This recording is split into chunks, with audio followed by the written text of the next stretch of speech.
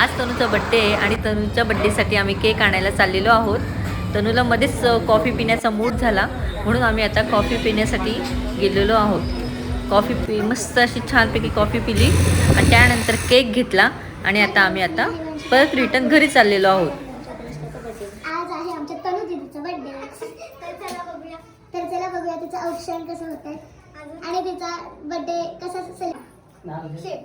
ही आहे ही आहे माझी आई. आपण प्रयोग करू शकतो. मी टाकशील तिची काय.